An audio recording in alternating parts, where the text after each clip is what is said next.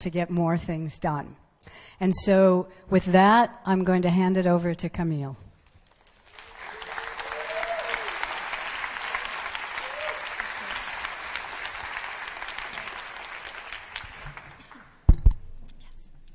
Hi, everyone.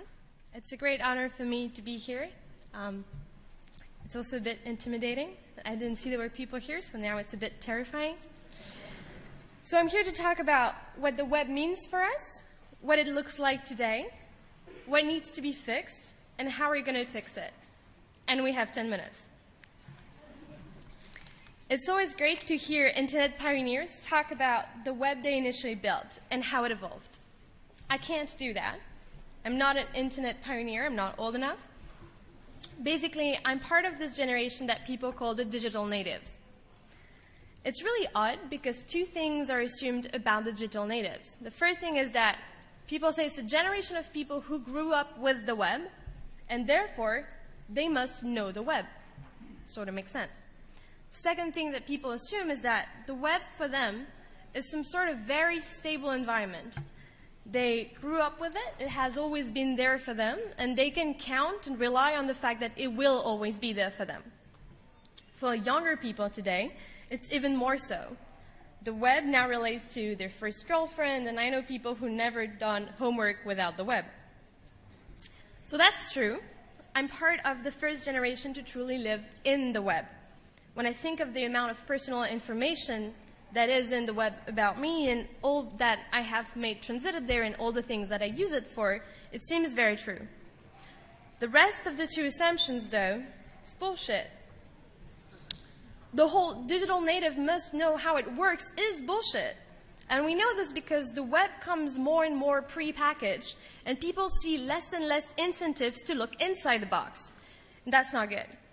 That's one of the many reasons I really admire the Mozillian community constant efforts to open the box and to show how the web works to enable people to keep on building the web. The web has and will always be there for you type of thing is also bullshit, and it doesn't make sense because the web changes too much. It has evolved too much. Today's web has very little in common with the web that Tim Berners-Lee made in the 90s. It also has very little in common with the web even 5 years ago. It's what Anil Dash was saying this morning when he talked about the idea of the web we lost. I want to share a little text with you. It dates back from 1996. John Perry Barlow wrote it. He's a lyricist for the Grateful Dead. I see approval in some people who listen to the Grateful Dead. He's also the co-founder of the EFF. And in 1996, he wrote the Declaration of Independence of Cyberspace. That says, it's some sort of poetry versus about the users versus the industry and the state giant. And it says, government of the industrial world, you wary giants of flesh and steel, I come from cyberspace. It is the new home of mind, and on behalf of the future, I ask you of the past to leave us alone. You are not welcome among us. You have no sovereignty where we gather. And then he adds, you have no moral right to rule, nor do you possess any methods of enforcement that we have true reason to fear. So that is not exactly what we see in the web today. Today, the web kind of feels like a power struggle, and we could very much see how this power struggle implies both the state and the industry. We sort of understand why. Because on the web as it is today, there is more to protect, more to steal, more to sell. There's more at stake. Sometimes, we wish that we could get a glimpse of the future to understand how that power struggle is going to play out.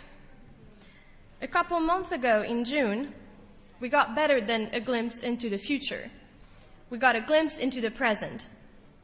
When Edward Snowden leaked the NSA document, we understood what it was like today. So what did we see? The first thing is that we saw a web in which the power was very, very, very concentrated and centralized. We see that people are handling more and more of their online lives to less and less actors. An example is a challenge that says, can you make a sentence with 3 actors in it that would make a global crisis? I can come up with, the NSA is getting a lot of data from Gmail and Facebook. Bam, global crisis. That's a problem. So the other thing we saw is that the law that is supposed to prevent all of this from turning too bad is formulated in very broad terms, and it's secretly interpreted.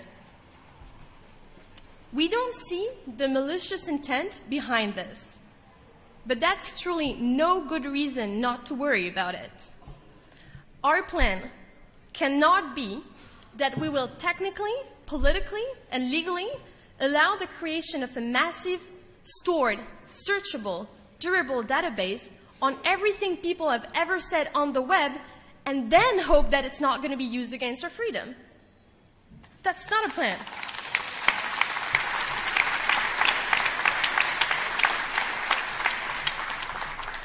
So as of right now, we don't see the scary political project behind it. What we see is a lot of confusion. Confusion is when we step in to have a dialogue. 2 examples of this confusion. The first one is that when people started discussing the general legal framework, the US senators who voted these laws stood up and said, I never voted for such a system. Yeah, you did. They're unable to consider the entire puzzle. They need a view source on democracy. There's a problem here. Another good example of confusion is what happened with Tor. Tor is a software that people use to be anonymous on the internet. On the one hand, 60% of its funding comes from the US government via the State Department. And on the other hand, the NSA spends a lot of effort and funding into breaking it. They circulate a presentation called Tor Stinks, official name of the document. It's on the Guardian website now. And then they really try to break it. And then they complain about Mozilla effortlessly fixing it in software updates. It's true.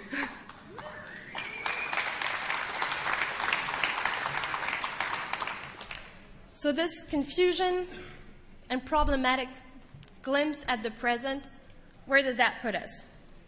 At a crossroads. We got a glimpse of the present, and it is now our duty to say that does not look like the future we want. That does not look like a net respectful of the principles we hold as sacred. Often, people say that democracy is like plumbing.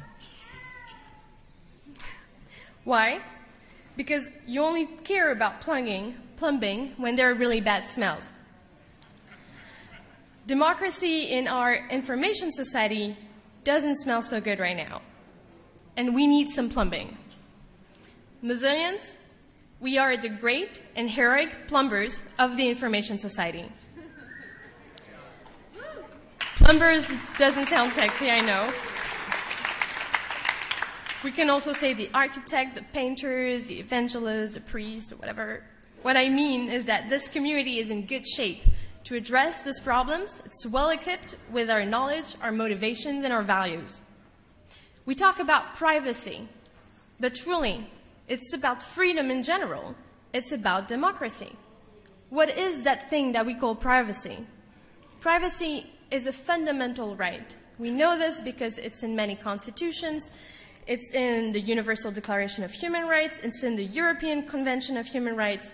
But truly, in our information society, privacy is the thing that enables a lot of fundamental freedoms.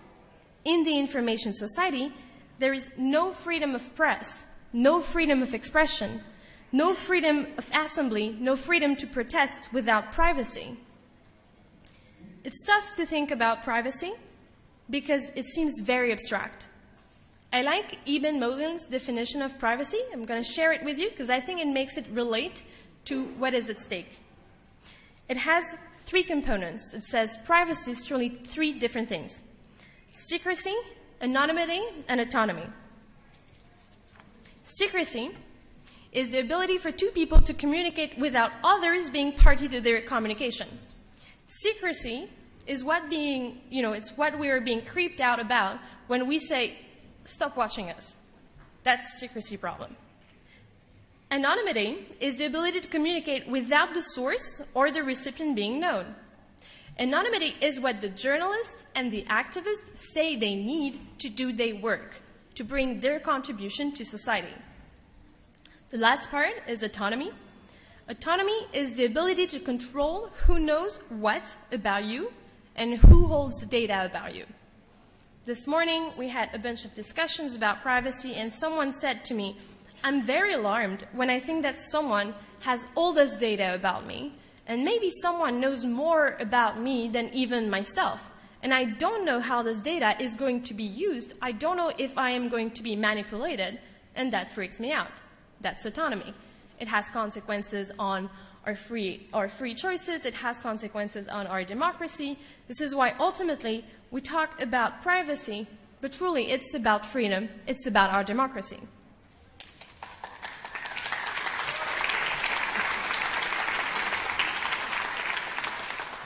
So these are the pipes we need to fix. There are at least 3 different types of fixes.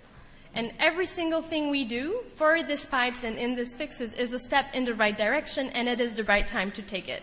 Together here at MozFest is a great venue to do that together. The first is the technical solutions. And Mozillians are so good about this. It can be implementing privacy in the system. It can be a system revealing the privacy issues. There are many technical solutions we can come up with together. The second is policy, is the shaping the environment part of the problem. Really, we talk about new technologies and we talk about these new problems, but the technologies are not so new, and truly, it's old principles, old wisdoms, old problems. In the past, people have stood up and say, it's not because states and industries have new powerful technical abilities that they should use them.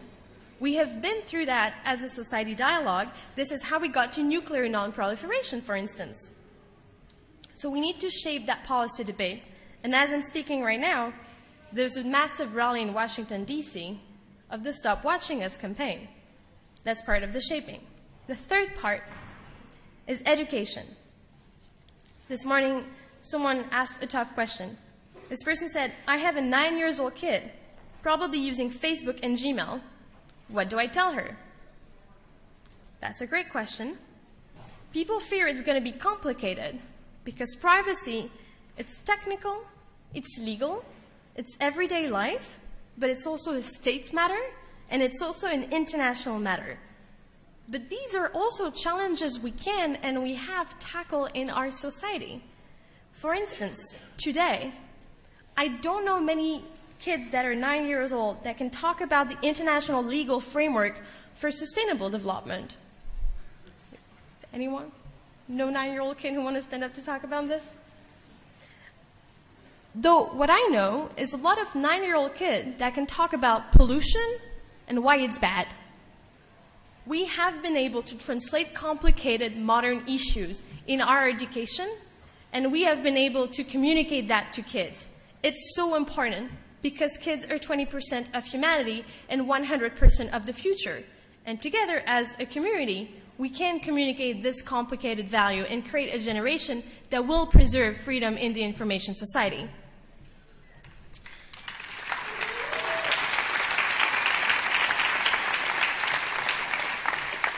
So on this, let's make some plumbing together. Let's build and teach the web we want. Let's build cyber peace. I was part of the first generation to live in the web, and I would like to be part of the first generation to truly see it at peace. Thank you.